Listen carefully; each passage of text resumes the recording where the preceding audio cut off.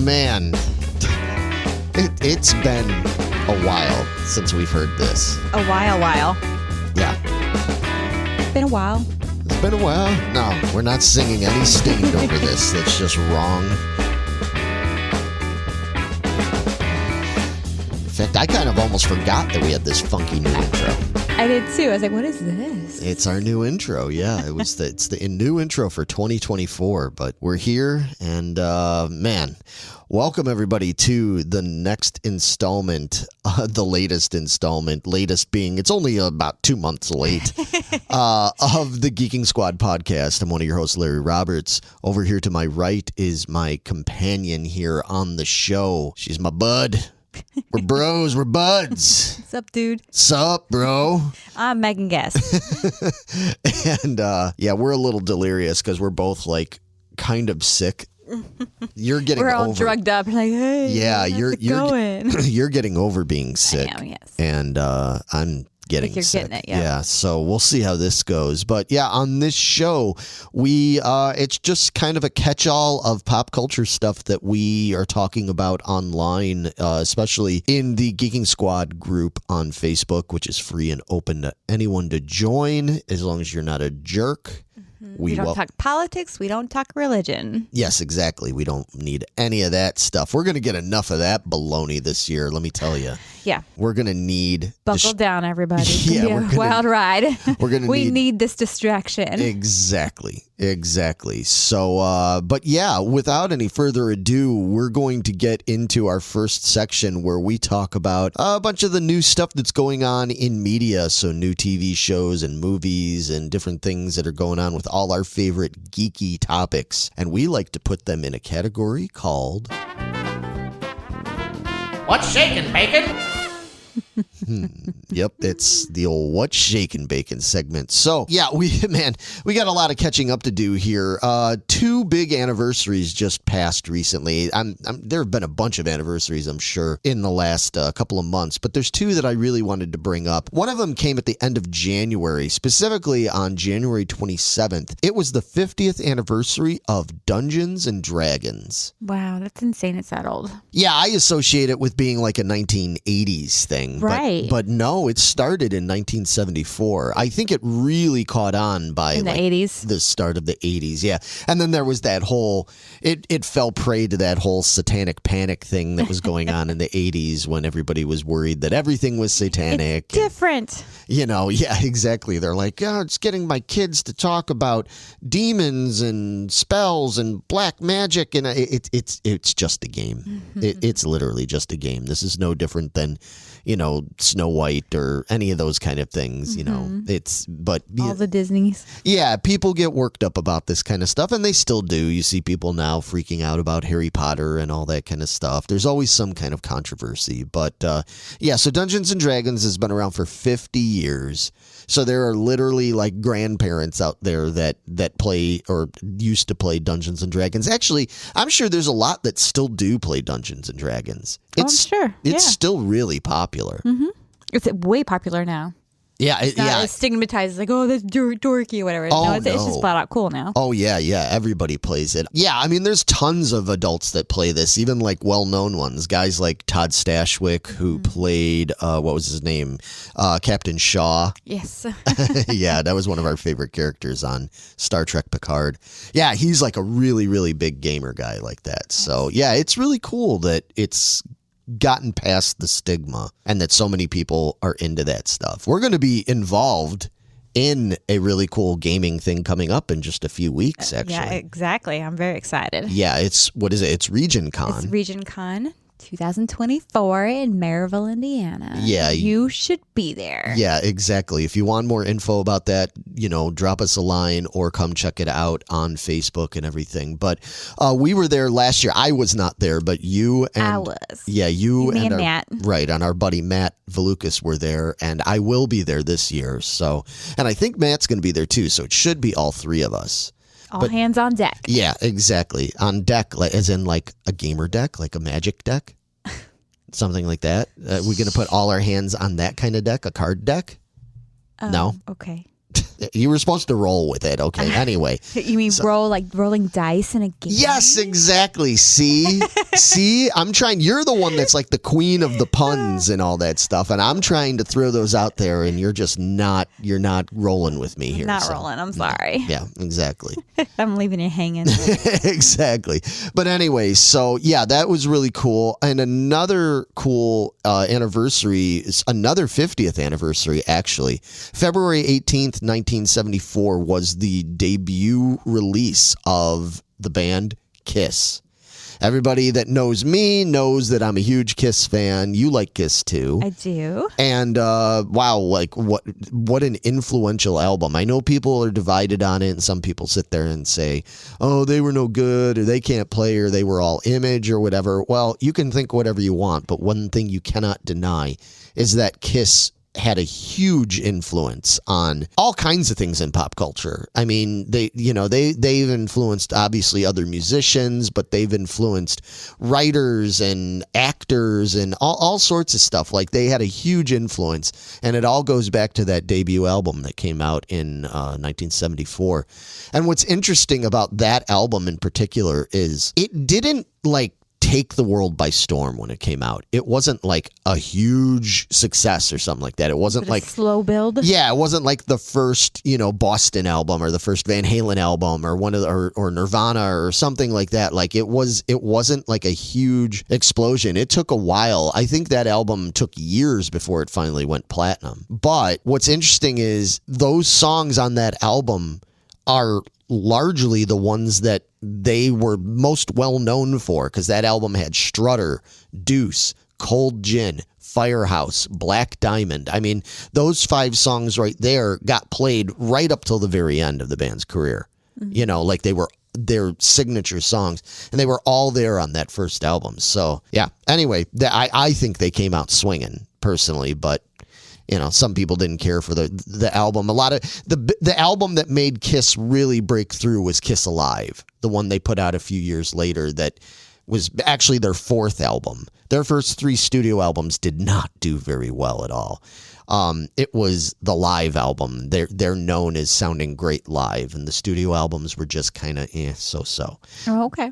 But anyway, if you want to know more about that, we actually did a little short video on our YouTube channel, and I think it's on TikTok and all that stuff as well. But we did a little video about the release of that first album, and it's done great too. So thanks to everybody that watched it and shared it and liked it and all that stuff. So that was like super cool. Kiss to you. Yeah, there you go. But okay, moving on to some current news. I'm just gonna dive right in headfirst into probably the most controversial thing going on right now, and we're talking about the reboot of The Crow. This has been the hot topic online lately because they've released images of what Bill Skarsgård is going to look like in the movie as Eric Draven. And, right off the bat, you're going, okay, yeah, they're going to go a different route. Way different. Yeah, they're going to make it something else. And here's the thing. I'm not against the idea of them trying to do that. I understand the idea of them going, well, look, that was 30 years ago. Young people nowadays are going to be attracted to something else, and we want to make it more, current and all that kind of stuff. I just don't think with certain properties it's going to be received well. Right. You made The Crow. It's fantastic. Why not just make a whole new movie? If you're going in a totally different direction, just make a whole new movie. It doesn't have to be The Crow. Because nobody wants something new. At least that's what they think, Yes, we do. They Stop fucking with the good stuff. Oh, wow. Exactly. Hey, you're taking I'm trying to be diplomatic here. I'm not. Don't. Yeah. There's no reason. Yeah, and it sucks because I really like Bill Skarsgård. Like, I think he's great. And in theory, I can see him being Eric Draven. I could see him being the Crow. When I found out they got him, I was like, oh. Interesting. Okay. Yeah, that's interesting. When you think about the other roles he's played and everything, I'm like, yeah, I could kind of see that. But then when I saw what they did with him, where they're giving him that weird modern mullet kind of thing, and all the tattoos, so he looks like some modern hip hop pop chart star guy. Like I get it. I understand why they're doing that. I understand that they're going to go, well, this is something that younger people will relate to because this looks more like the people they like now, you know, Jelly Roll and all these different guys out there and stuff. But I think the problem is the Crow is just too iconic. You know, you couldn't go and take somebody like, say, Darth Vader and give him a totally new look. You couldn't be like, well, we're going to make Darth Vader be in a green and brown uniform now, and we're going to change the look of the helmet, blah, blah, blah, because these colors are more in now. It's like, no, you can't. It's Darth Vader. I don't care how old the character is. That character's 50 years old almost. It's iconic. The Crow is iconic. Make a whole new movie, please. Yeah, exactly. You're going to try to reboot it. I just don't think that the Crow didn't necessarily look just the way he did just because it was Brandon Lee. I mean, yeah, of course he contributed to it because he was him and he had his look, but they created something. They created a character there. No different than Darth Vader or Big Bird or Ronald McDonald or whatever. Like once you establish a certain look and a certain kind of vibe and everything, I think you're kind of beholden to that. Then on top of all of that, you've now taken a character that is so closely associated with a now very beloved actor who died very tragically playing that character. Yes, exactly. It's like, it's one of those things where I'm just like, I'll give them credit that they're like, it's a great story and we feel like we can give this a go. We really think we should do this. Hey, look, I wish you all the luck in the world. And honestly, if you're going to do this and you're going to reboot it and you're going to change things up, I am actually hoping to be proved wrong. I'm not like the rest of the internet that's like, you know, no, I'm going to shit all over this and I can't wait to be right. I would rather be proven wrong. I'd rather be like, oh man, you know what? It ended up being awesome. That's a great thing. Everybody wins then. But I don't think that's going to happen. I was going to say, I'm not. I am full on mad. You're just a hater. I'm a hater right now. And you know me, I don't always, it's not my go-to and stuff like that. Yeah. But this just really irks me. And now I'm all worked up to talk about the next thing on the list, because that's controversial to me too. It is. Yeah. I didn't even think about that when I was looking at our list of things to talk about. Like the first two things are just like controversially, iconic things that are going to be changed. But in any case, to finish off what we're saying about The Crow, that is going to come out in theaters on June 7th of 2024. We'll see, we'll see. We would love to get all of your input out there. Leave comments and let us know, what do you think about this whole Crow thing? We've had a lot of comments about it already in our group on Facebook and stuff, but we would love to know more. What do you think? Are you being more optimistic like me and going, well, maybe it'll be cool, maybe we'll accept this change? Or are you taking Megan's stance, which is Team Megan? Is like, hell no, we won't go. We're not doing that. So yeah, let us know. But anyway, Meg, all right, you go ahead with the next bit of controversial news. All right. So first, I was super stoked, just like you were with The Crow.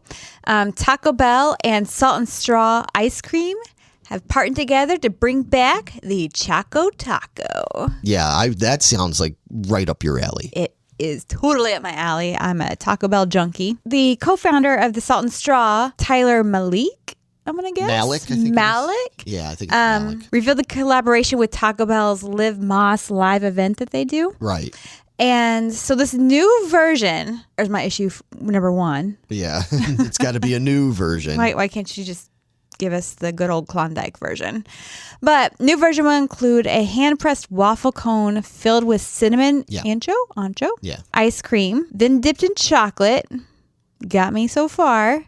And topped with toasted brown rice. Now, here's the thing. The toasted brown rice. Now, when I first read that, I was like, oh, God, Why do I want brown rice? But I bet you it's going to be more like, is it going to be more like Rice Krispies? Rice Krispies, yeah. Okay, that's cool. That's fine. So because I was the same thing. It's like brown rice. Ew, what are you even doing? But, then I thought about it. I was like, oh, it's Rice Krispies. So, okay. All right. You still got me. All right. I'm listening. So the new Choco Taco will be served with custom sauce packets, which is different. You get chocolate chili.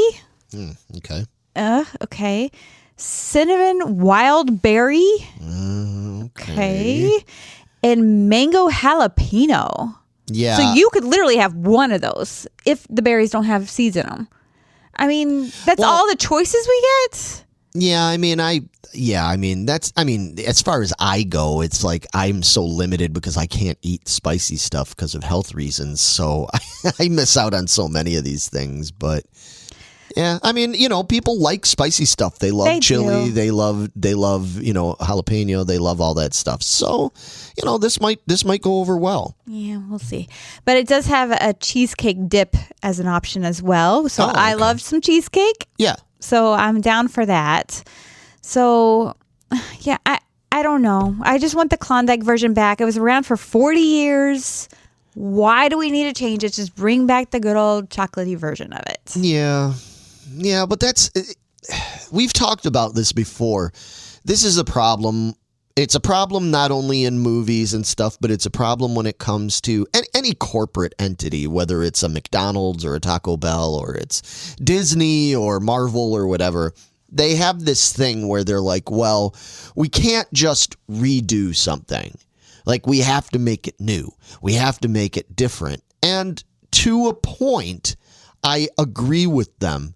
But I also think that they miss the point by not understanding that what people want when they say, like, for example, if people are like, oh, yeah, we want cool Happy Meal toys back and stuff like that. Like, and all that, and everybody, and then they're like, guess what? We're going to bring back Happy Meals, like with the toys and all that. And you're like, yeah. And they're like, we're going to have it designed by some fancy, like, avant-garde designer artist that's going to make it blah, blah, blah. So it appeals more to the more discerning adults, this and that. It's like, no, that's not what people want. Like, stop thinking that you've got to do that. It's like literally 40 and 50 and 60-year-old people, we want the shit that we grew up with. Give us the cheap plastic toy. So exactly, Taco Bell, they keep doing this. They've done it so many times with the cantina and all that stuff. Make it like a high end. You're Taco fucking Bell. Right, exactly. We want the low end stuff. We don't expect it to be like authentic or anything like that. No. You want to give me topping packets, sauce, whatever? Yeah. Give me caramel. Give me strawberry. Give me chocolate. Done. Right. But again, they're like, but how can we put our stamp on it to make it more fancy, this and that, no. and make it more, like authentic Mexican, this and it's like you're Taco Bell. Like, nobody's going to Taco Bell to get authentic Mexican food. Right. Like, I love authentic Mexican food. Absolutely. And I love Taco Bell. Absolutely. They're two different things. Absolutely. I love a really good gourmet burger, that's just fancy and well done and all this stuff. And then I like a fucking quarter pounder, like they're not the same. No, they fill two different voids there, so yeah, they always got to do that. I don't understand, but it looks like are they gonna just sort of like test market this, I guess? It kind of seems like it, because Salt and Straw has locations in like California, Washington, Oregon, Miami, and Las Vegas. Oh, okay. So I'm guessing maybe they roll them out there and people tell them stop being stupid, and maybe they'll fix their errors. Yeah, fix your shit. So we'll see how. I think you can get it online with Salt and Straw for now. Oh, okay. But it's not quite in Taco Bell restaurants just yet. Yeah, we'll see. Hey, at least Taco Bell brought back the Mexican pizza. Yes. At least they did something right. Yes. So that makes me happy. Yeah, exactly. So, all right. Well, moving on. We're getting away from that. This is something completely different. It turned out, here was an interesting little bit of news. I'm a collector. Again, people that know this show and this channel know that I'm into collecting things, and they know I love Lego and all that. Well, a rare 14-karat gold Lego piece turned up at a Goodwill in Pennsylvania. Wow. Yeah, a 14 karat gold Lego piece. Now you might be like, why the hell was there a 14 karat gold Lego piece? So this piece was called the Bionicle Golden Kanohi How Mask. It was found by workers at a warehouse for Goodwill in Dubois, I think it's Dubois, Pennsylvania. And it's believed to be one of only 30 in existence. They only made 30 of these. Back in 2001, they were gifted to Lego employees, and then the rest were used as like contest items, you know. So there's 30 gold ones. And they also made silver ones and some platinum ones as well. But as far as the gold ones, there were 30 of them made. So when Goodwill discovered that they had this, they didn't know what it even was, because most people haven't even heard of it unless you're like a super Lego geek, you know. So Jessica Aluzzi from Goodwill said, we didn't know what we had once we found it. It came in a box full of random jewelry from the State College store, of all things.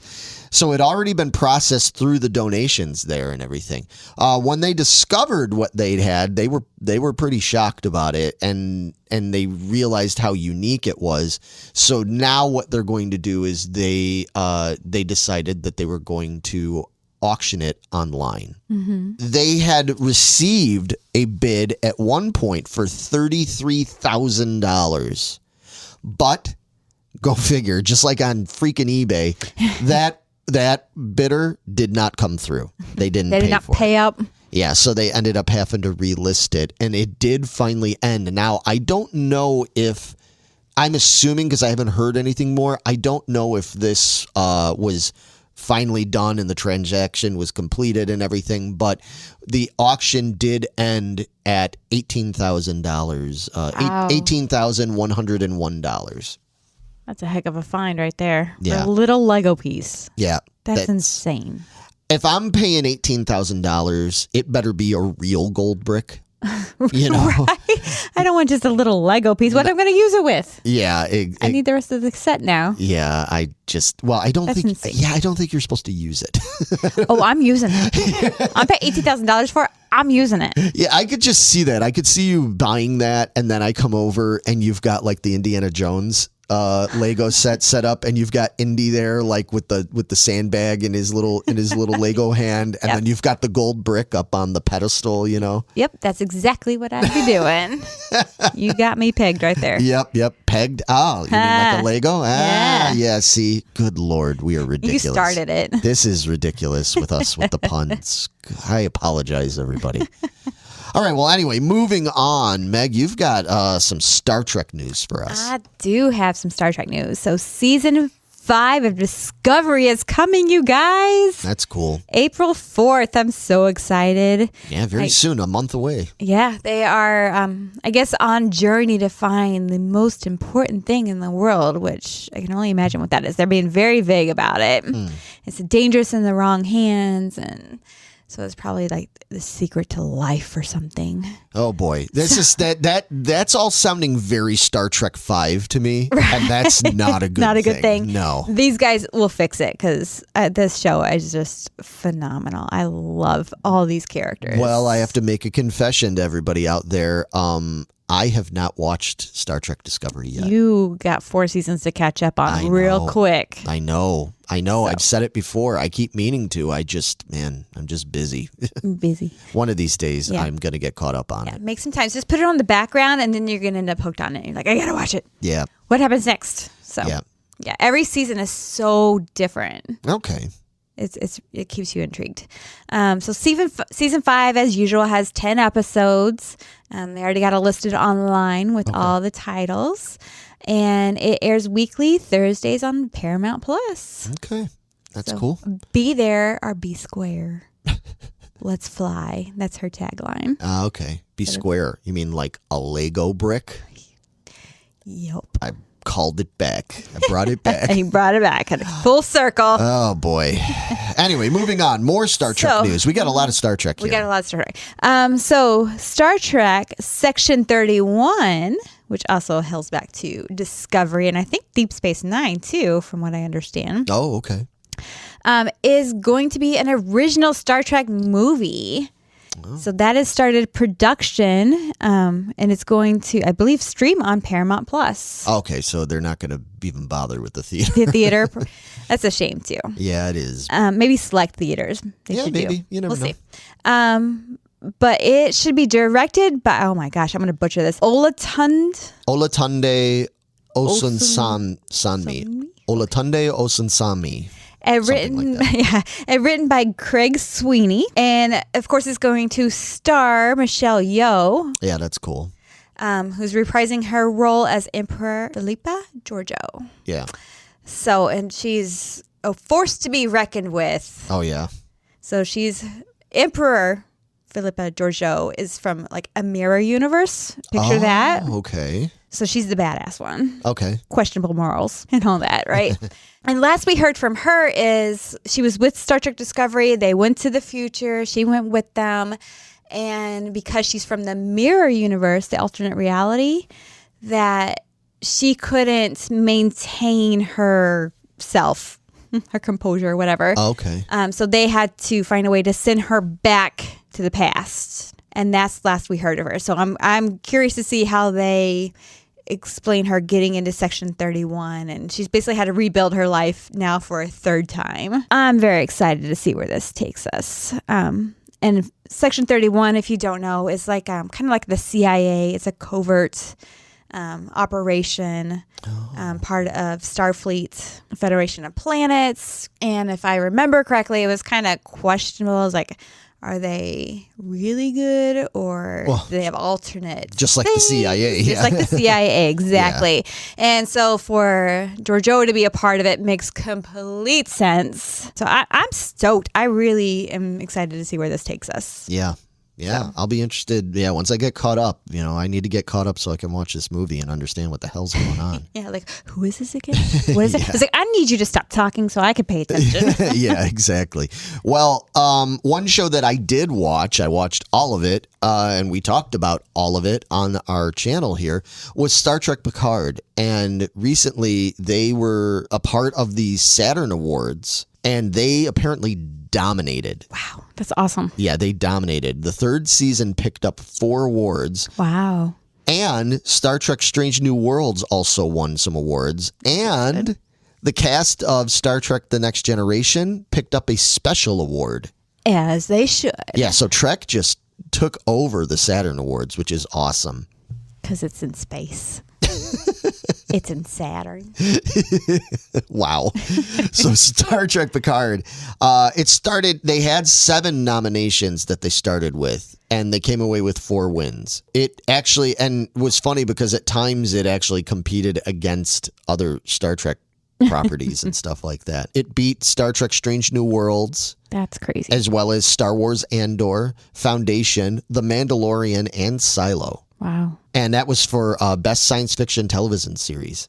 Really? Yes. Oh, wow. Strange New Worlds is so good. Yeah, well, but Picard, I don't know, man. You get Picard and most of the original cast of Next Gen on there. That's hard to beat. Yeah. If anybody wants to know more of our opinions about that, we reviewed every episode, so you can hear what we had to say about that, good and bad. Sir Patrick Stewart was there to accept, as well as the showrunner Terry Matalas, and Michelle Hurd and Jerry Ryan were there. Nice. And the aforementioned Todd Stashwick was there, which is cool because he's great, and I really wish they could bring him back somehow.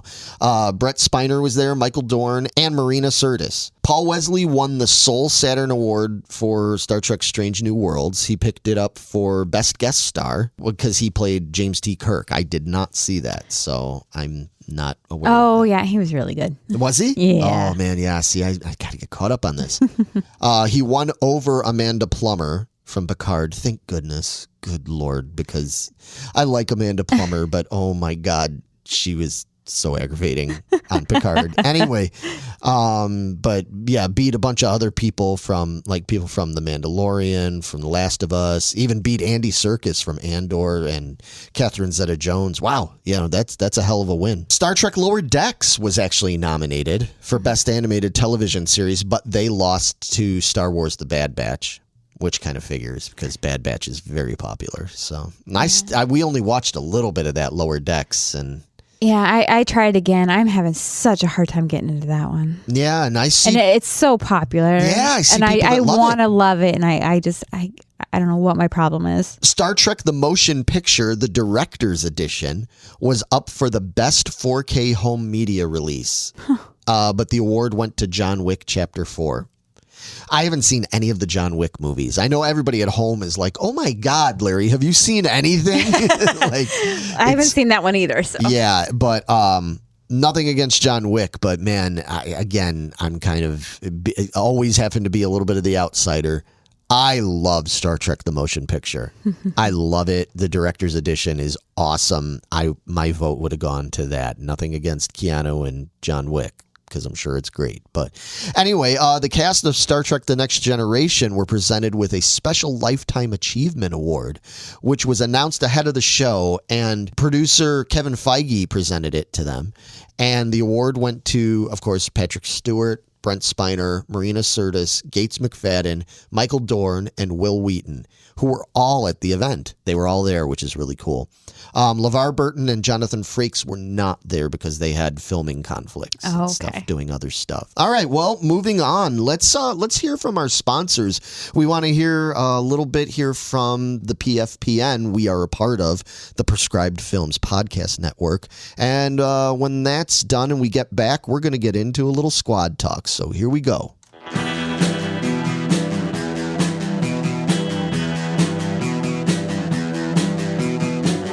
You're listening to the Prescribed Films Podcast Network, home to hundreds of hours of free podcast entertainment. The shows on this network all have a common goal, providing you with the best discussions about movies and other forms of entertainment media. The PFPN hopes to fill your earholes with audio joy. Visit our website with links to all the other amazing shows at www.thepfpn.com. Thanks for listening.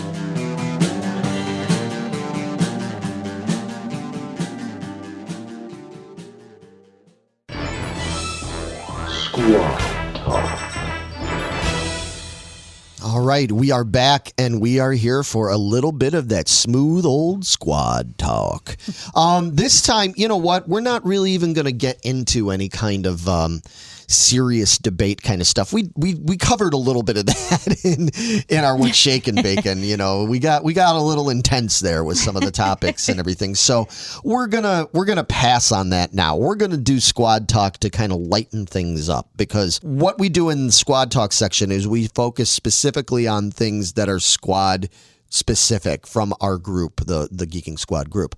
And we've had a bunch of like polls and like little meme poll things in there, and we like to talk about them on here. So we put up a meme challenge here that had 5 can stay and the other 5 must go. And this was specifically iconic television characters. Right. We picked 10 iconic characters for y'all to choose from, but you could only choose 5. And it was pretty interesting to see how people chose things. So out of the 10 characters that you had to choose from here, they were the Fonz from Happy Days, George Jefferson from The Jeffersons, Hawkeye Pierce from MASH, Mork from Ork from Mork and Mindy, Urkel from Family Matters, Al Bundy from Married with Children, Daisy Duke from The Dukes of Hazzard, The Fresh Prince, Will Smith, of course, from Fresh Prince of Bel-Air, MacGyver from MacGyver, and last but not least, Belky from Perfect Strangers. So a pretty diverse mix there. Yeah, we're all over the board. Yeah, and it was interesting the way it broke down and everything. So looking at the way people chose, I'm going to go from the least to most. So the one that got the least amount of picks there was Daisy Duke.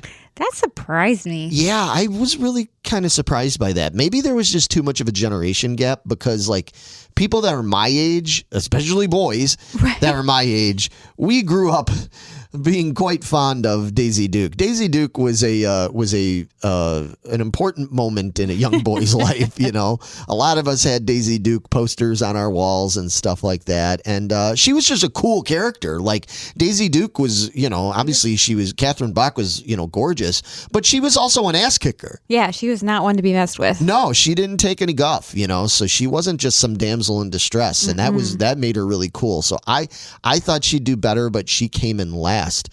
Second to last was Belky. Yeah, again, I wonder if there's a generational gap. Yeah, maybe people don't remember as much because he's not as well known of a character nowadays as a lot of these other ones. I don't know. It's kind of hard to say. I thought Belky would do a little bit better than he did. And then the one that really surprised me because I thought he would do so much better, coming in third from last, or I guess you could say seventh would be, eighth place. Coming in eighth place was Urkel. Wow, that's shocking. I mean, Urkel's such a well-known, even now people remember Urkel, I really thought that was going to do much better. Coming in right behind Urkel here in seventh place was The Fresh Prince of Bel-Air. Wow. Yeah, another one that I was like, man, really? Fresh Prince? Now, I mean, I get that Will Smith hasn't been like, on people's but that's not the character favorites lately. But yeah, exactly. Fresh Prince, such a great show, and a hilarious character. Coming in behind him at sixth place was the Fonz. It's the Fonz, folks. Yeah, yeah, exactly. I really thought the Fonz would be in the top five, but he missed it. He didn't make the top five. So, okay. Coming in at number 5, we had George Jefferson of the Jeffersons. I mean, he's such a hilarious character. Hilarious. But again, it's such an older character. That one shocks me because of that. Well, yeah, and that's what I'm saying. I'm wondering if, you look at the ones that didn't not do as well, not counting Daisy Duke, because that was in early 80s. But when you look at the fact that Fresh Prince, Urkel, and Belky didn't do better, and they're all from that late 80s through the early 90s period. So maybe the people that were voting on this, we just kind of missed out on them. Maybe they were people that were older and then newer. And then maybe they were just the middle and we're working. Yeah, exactly. Exactly. We're missing out on a certain generation there. But anyway, so George Jefferson came in 5th. Coming in 4th place, it was Mork from Ork. And again, I mean, rightfully so. I think come on, it's Robin Williams. Every Robin Williams character is iconic and memorable and stuff, but Mork is just so fondly remembered. Coming in 3rd place, we had one of your favorites, MacGyver. Heck yeah. Well, that's surprising he's so high, honestly. But yeah, I mean, I'm kind of surprised.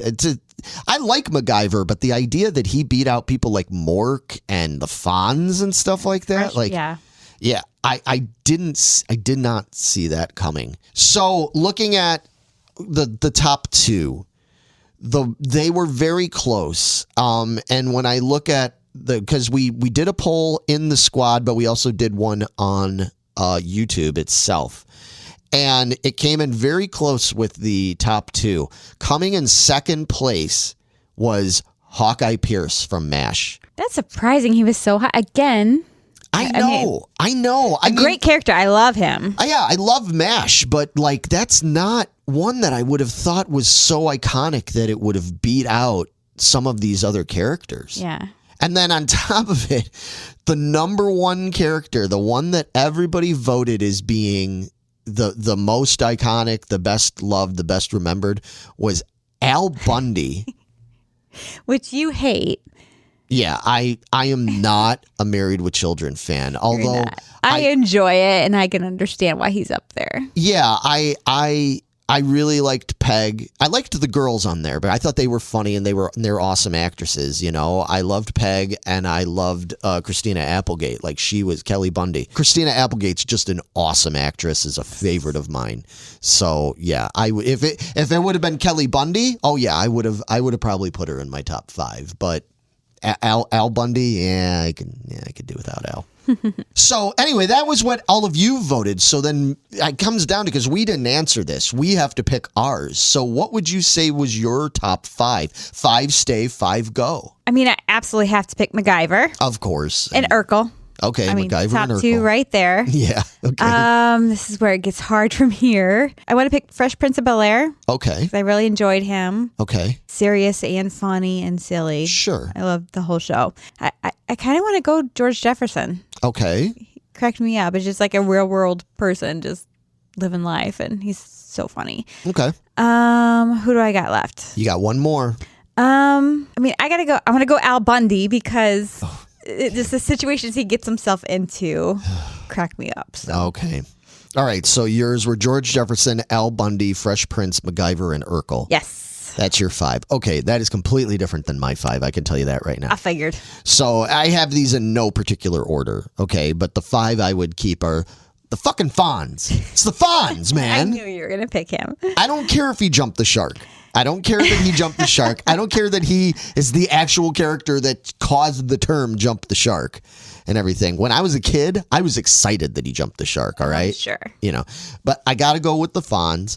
I have to go with number 2. I have to go with Mork from Mork. Mm-hmm. Again, it's Robin Williams. I can watch Mork and Mindy now, even though I've seen those episodes, for how many years now. I can watch it now and still find myself rolling with laughter. I've honestly never seen a single episode. Oh, and I didn't watch a lot of Happy Days either, so that's why I didn't choose those. Are you serious? I'm serious. I didn't lecture you when you weren't watching Star I'm just Trek. shocked. I can't believe that because I know you love other. You're such a Three's Company fan, and you like stuff like Love Boat, and you love like stuff from that era. I can't believe you have not really watched those. You need to. I know. You really need to, because I think you'll enjoy them quite a bit. Maybe I will more. Yeah, you should, especially Happy Days. You should put that on. I was like, whatever. Really? Oh my gosh! Because I've seen some of them. I'm like, okay, whatever. Oh wow! But again, when I was watching them, I was probably too young because I wasn't a teenager or anything like that. So I wasn't so relatable you haven't seen to them since then. Okay, yeah. No, you need to watch them now. And Mork from Mork especially, because the jokes, so many of them, they're adult. Okay. Like there's a lot of things that went over my head when I was a kid that I watch now, and it's pretty damn funny. Okay. So anyway, yeah, Fonz, Mork. I'm gonna go 3rd. I'm going Daisy Duke.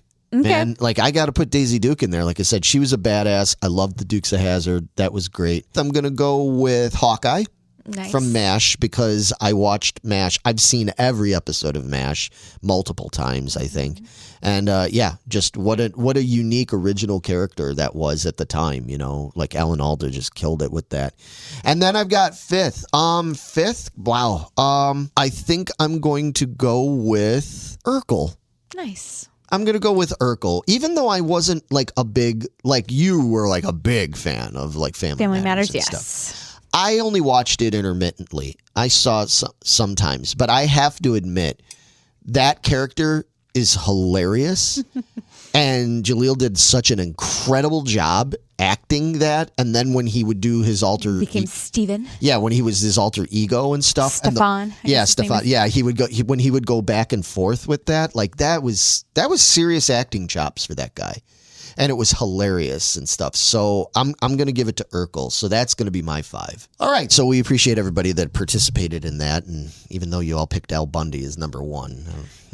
Okay. Anyway, moving on. So John, actually, my cousin John, our buddy, posted a thing in there about you can have only one album from this group of albums that came out in 1993.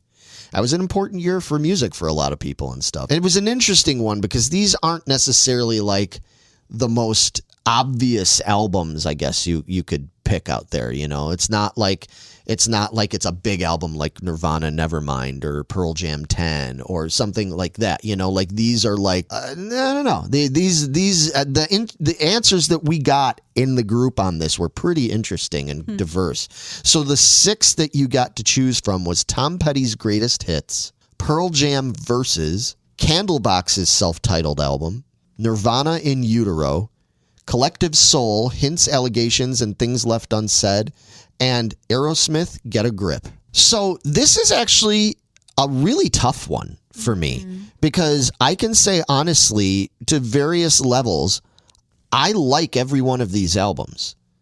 Now, some I like more than others. But there's not a bad album in my book. There's not a bad album in the bunch. And they're very diverse here. I mean, you've got Aerosmith, and then you've got Candlebox, and you've got Nirvana, and you've got Tom Petty. Like, it's all over the place. So, Meg, what would be your choice? I have a feeling I know what it's going to be because I know one of these is a particular favorite of yours. I'm like narrowed it down to 3. Oof, okay. That's not as narrow as I thought it was going to be. Aerosmith, Get a Grip. I clearly remember that one. Okay. Tom Petty's Greatest Hits. Right. I mean, how can you go wrong with that? But that kind of feels like a cheat because it's the greatest hits. Yeah, right. Yeah, that's true. And just like you're thinking, I'm going with Candlebox because I love me some Candlebox. Yeah, and that's the first album. That's the one that's got You, and it's got Far Behind and all that stuff on there. So that's my jam right there. So that's my choice is Candlebox. Yeah, I figured it would be.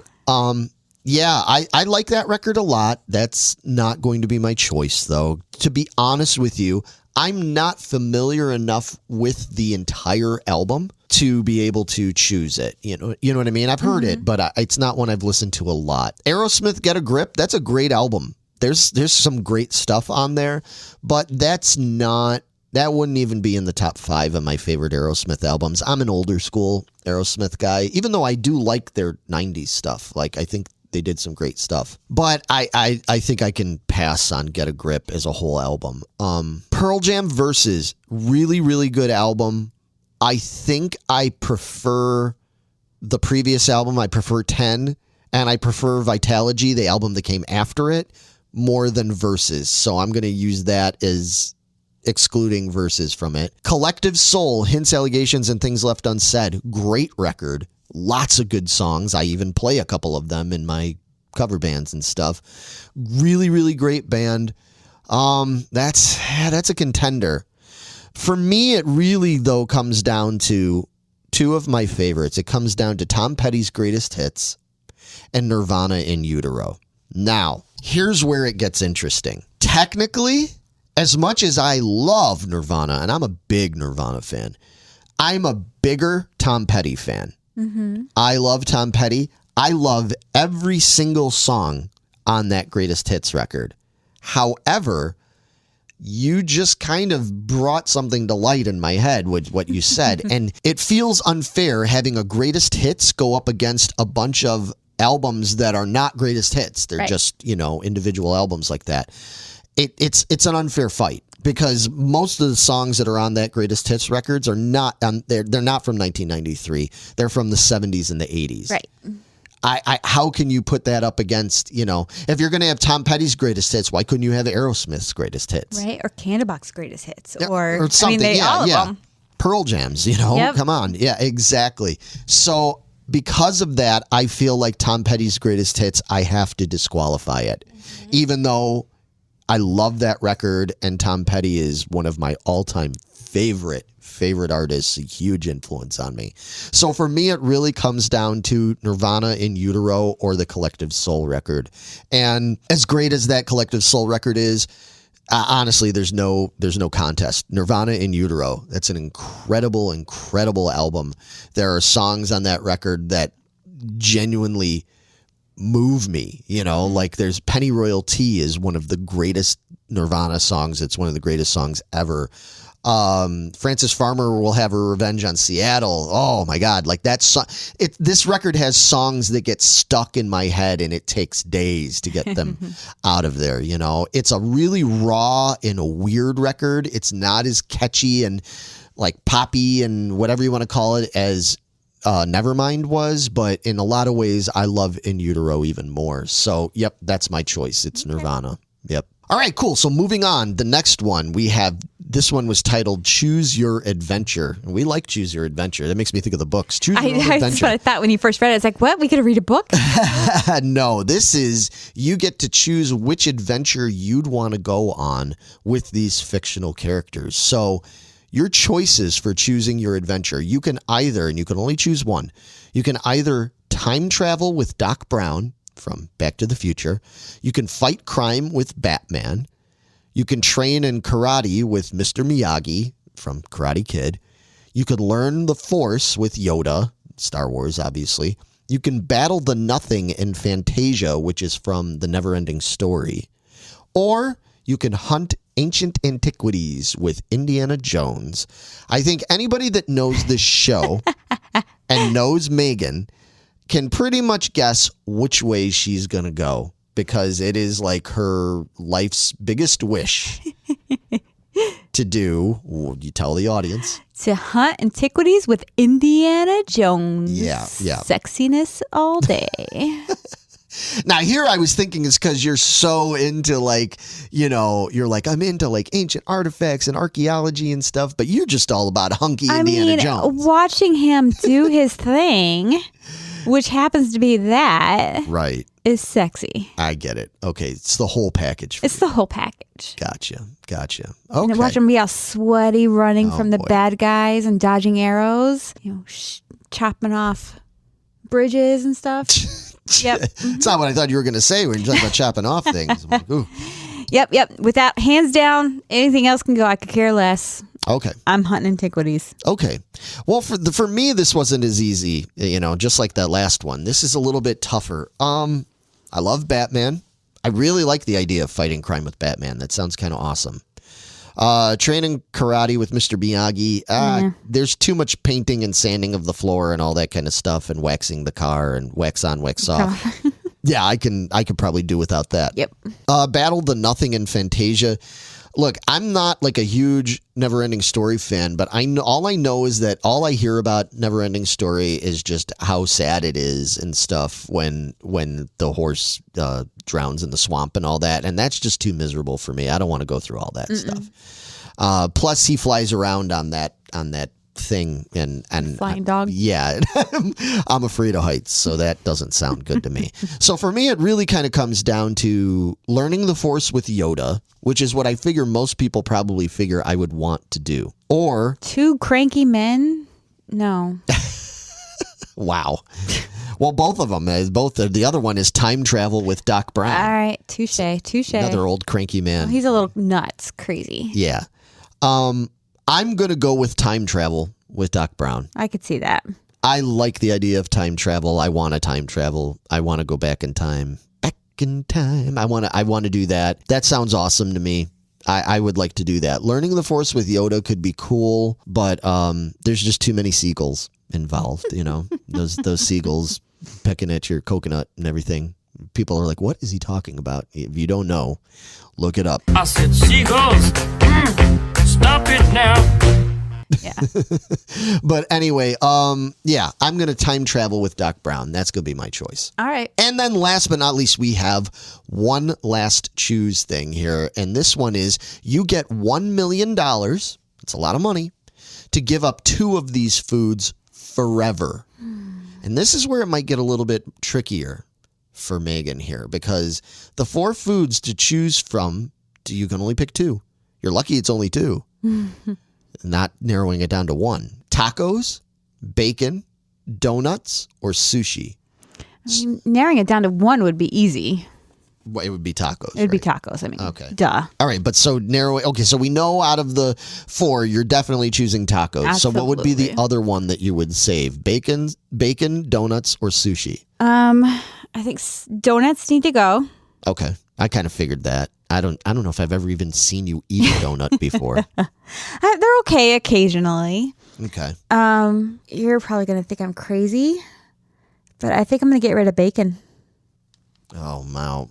So you're going to keep sushi, huh? I'm going to keep tacos and sushi. Tacos and sushi. Okay. I wondered if you were going to do that. I know you really like sushi. No, for me, if I have to choose, and I might surprise some people with my choices, but if I have to keep 2, I'm going to keep bacon and donuts. Really? Yes. Yeah, I think I'm going to keep. I really like donuts. I would not have. Wow. It was either going to be donuts or sushi. I am shook right now. Why? Because I didn't choose tacos. Well, tacos or sushi, I would have just assumed one of them. I mean, and bacon. I love bacon. You do love bacon, but I could eat bacon every single day. I know it's not good for you to do that, but I could eat. The thing with tacos is I love all four of these. I really do. The thing with tacos is that they're not the easiest things for me to eat because a lot of what normally goes in tacos and where, depending on how you get them and where you get them and stuff, I can't eat them a lot of times. If they're a little bit spicy and stuff, I can't eat them. So yes, I love tacos, but I'm so limited on what tacos I can eat that I was like, well, okay, bacon, I can eat all bacon. As long as you don't put pepper on it, I can eat bacon. Okay. Sushi is kind of the same way. Sushi's kind of the same thing. I can eat I can eat sashimi, like sashimi. I can't eat spicy stuff. I can't have the full wasabi and stuff. Yeah. I can't have the wasabi. I can't have the seeds, the sesame seeds on the rolls and stuff. So I can basically eat the raw fish part of it, which I love. Dip that in some ginger sauce. It's great. But again, I'm if I have to go without it, and I don't eat it very often as it is, I have it maybe a couple times a year if I'm lucky. So yeah, bacon, I could eat every day. And donuts, donuts are they're kind of, if you had it, if it was a thing where it was do you want cake? Do you want cupcakes? Do you want donuts? Do you want streusel or whatever, or pie? Unless you're talking about chess pie. Chess pie would win. If it was chess pie, then that would be the choice. But if you're just generally talking about all of those, out of all of those, I'm going to choose donuts. I love donuts, man. Yeah, I would go for a different sweet over donuts. And bacon, anything that has bacon included in it, I could substitute with something else. Okay. Ham. Right.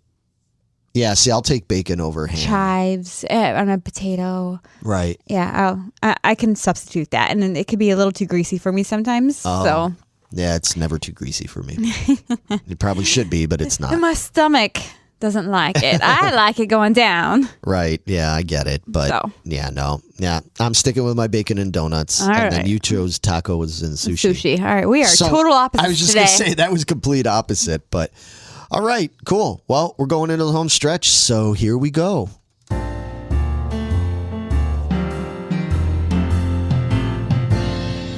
What do you suggest?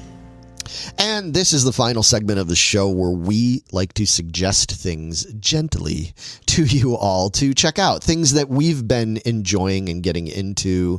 It could be any number of things. Movies, TVs, a book, a comic, music, whatever. This time around, I'm going to suggest a documentary that is on Netflix that just came out several weeks back, I guess. And it was a documentary all about the creation and events surrounding We Are the World.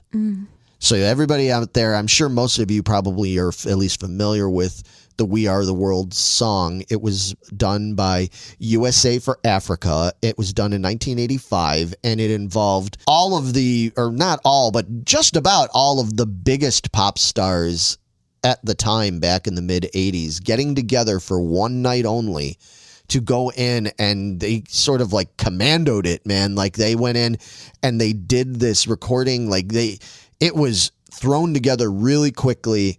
People didn't even know what to expect. It was kind of all over the place the way it was handled and stuff.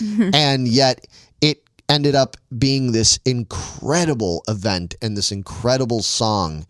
And the title of the documentary is The Greatest Night in Pop. And it really did seem like an impossibility to have this happen. They got 46 of the world's biggest stars together in a Los Angeles studio to record this song, and they did it in one night. And this was also, think about this, this was a time before you had cell phones or email or anything like that to do this. You had to do this the old school way, and the way they did it was the same night that the American Music Awards was going on. Oh wow, really? Yes. So what they did was they were just they reached out to all these stars and were like, hey, can you leave, instead of going to an after party, can you leave the awards after it's done and come meet us in this studio?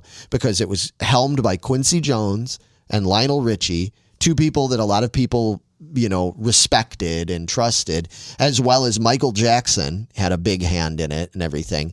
And so they weren't even sure. I mean, it was so risky. They weren't even sure if anybody was going to show up because people were like, yeah, we'll try, or yeah, maybe we'll do it. You know, people kind of committed to it and everything, but it was so loosey-goosey that they weren't really sure who all was going to show up, and they knew that some people might show up, and then if they didn't like the atmosphere, or if there was too many paparazzi around, they'd run away from it, you know, and everything. So they had to try and do this as hush-hush as they could, and it was crazy. And they wanted to get Prince there, but Prince famously didn't show up. Madonna wasn't there. Like, there was a couple of like snafus with it. I think, was it Waylon Jennings, I think, walked out of it and everything at one point because he was like, this is stupid and everything. Yeah, it's really interesting. And I never knew that this whole thing went down that way. Yeah. He thought it was like a big plan, as big as it was. No, it wasn't. It was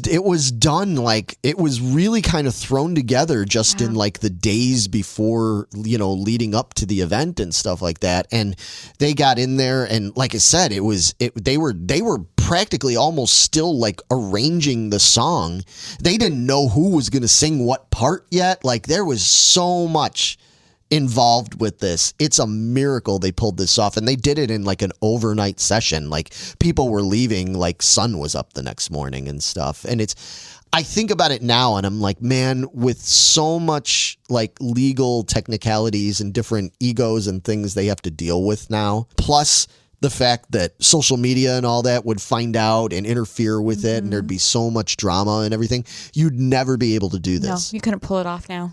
No, and when you go and you watch this and you see the names and you realize the people that were there, you're like, oh my God. Like, not only, these were the big stars for 1985, these are still huge legendary stars. You had people like Hall & Oates and Michael Jackson and Bob Dylan and Kenny Rogers and Cyndi Lauper and Steve Perry and, you know, all these people that now, like, people are like, oh yeah, those are huge, iconic, you know, legendary rock stars and stuff. They were all there. It's a great documentary. Even if you're not like a big fan of that song per se, or maybe you're like, I only like a couple of those stars or whatever, it doesn't matter. It's such an interesting story, and it's so well done. Plus, Lionel Richie is just one of the most likable guys in the whole industry. He's so honest and down to earth the way he talks about it. He's not egotistical. It's really, really good. So I super strongly recommend people check out this documentary, The Greatest Night in Pop. It's on Netflix right now. Nice. Meg, you got some suggestions? Yeah, I just recently started watching the new show called Tracker. Oh yeah, I heard of Tracker. Mm-hmm. What is his name? Justin Hartley. Yeah. So he plays as loner. He just goes across the country. He's got like two handlers, so to speak, that find him jobs. And he is what he calls himself a rewardist. And everybody's like, what is that? That's not a real, you just made that up. But basically, he goes around finding rewards of people that are missing. And he only collects if he finds the person that's missing. So I think there's been like 4 episodes, and I'm hooked, line and sinker with it. It's very interesting. It kind of reminds me of the show that was a spinoff of my favorite show, Bones. Right. It was called The Finder. So it's kind of he found things where this one finds people. So, and it is actually, I just found this out while you were chatting. It's based on a best-selling novel, The Never Game by Jeffrey Deaver. Oh, okay. So I will be putting that on my phone very soon. Yeah, you're going to be looking for that book. Okay. Yes, absolutely. So it just got picked up for a second season. Oh, good. So it must be doing really well. And like I said, I love it. It's on CBS, Paramount Plus. Yeah, that's up. That everything about it sounds like it's right up your alley. CBS. Yeah, you like your CBS shows. I do. So, yep, I suggest checking it out. It's a fun, interesting, dramatic show. Cool. Awesome. Okay. And then lastly, we usually like to do like a joint thing that we suggest, and we'll usually suggest maybe like another channel or another show. This one, it's a little different than what we normally suggest. We're going to suggest checking out something on the History Channel that we just recently discovered. Even though this has been around, it's already on their 3rd season that just wrapped up like a month or so ago. But it is History Channel's series, The Toys That Built America. Now, they have a bunch of Built America shows that they've been doing for years now. They've got the foods that built America and the men that built America and the tech that built America. They've got all these different ones. Well, back towards the end of 2021, they started with the toys that built America. And like I said, they've got 3 seasons now of it, and it's really well done. It's really entertaining. It's not just like your normal kind of standard boring documentary thing where it's just a bunch of facts, like thrown at you. They actually do like full on reenactments, like behind the scenes reenactments. So it's played out in front of you. Yeah, there's narration and everything explaining things to you, but they have actors and settings. And man, History Channel goes all out with this. Like they really do it well. Like if they're talking about somebody that invented a game back in the mid 1800s, like they do the whole thing. Like you see them all, like it's period correct and like they get the settings and stuff all right. And I mean, I watch this and I go, man, this show's got a hell of a budget, to make it as detailed as they do. Yeah, I can only imagine. Right, and it's so well done. It's really well done, and it's really entertaining, and it covers this toy one because, of course, you know us here at Geeking Poetic, we love toys and games and all that stuff, and the episodes deal with all different kinds. So there's something for everybody. If you're into board games, there are episodes that talk about board games. If you're into video games, there's episodes that talk about video games. Barbies, G.I. Joe, He-Man, Cabbage Patch Dolls, like all kinds of Silly Putty and Play-Doh and Lego. And like they cover, I haven't even finished watching all of it yet. I don't know where you're at on it, how much you've watched it and everything, but I've still got a lot of episodes yet to watch and everything. And I've not seen a bad episode. You know what I mean? Nope. Like, and I, as much as I know about toys, I've learned a lot from watching this show. I'm like, wow, I never knew that's how that was developed or where that came from, or, like I didn't know the story behind Monopoly, that it was created by that woman back, before it actually finally came out. The landlord game. Yeah, I never knew. You would know that if you'd gone to RegionCon last year.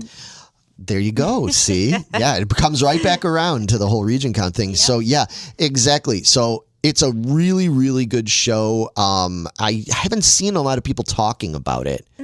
We only just recently found out about it. So yeah, I've only seen a few episodes, but they are all really good. I thought it was the most interesting was the Silly Putty and the Lego. Okay, that's such a simple thing, and something I would have never thought about. How did this come about? Yeah, it's very interesting. Yeah, I didn't know. I knew about Lego. I didn't know much about Silly Putty and all that.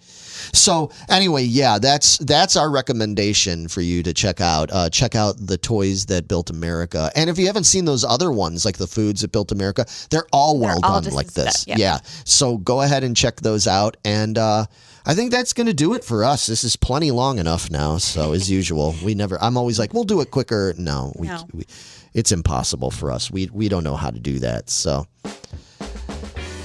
on that note, I would like to say we're going to be back in 2 weeks, but I know better because every time I say that, we don't make it back in 2 weeks. We'll be back in a month or 2, 3, 4. We'll see. No, hopefully we'll be back sooner than that. But definitely come join us in the squad. Share articles, memes, all that stuff, because as you see and hear, we talk about it on the show. Yes, we do. So we'll see you then with more stuff. Bye-bye. Bye, guys.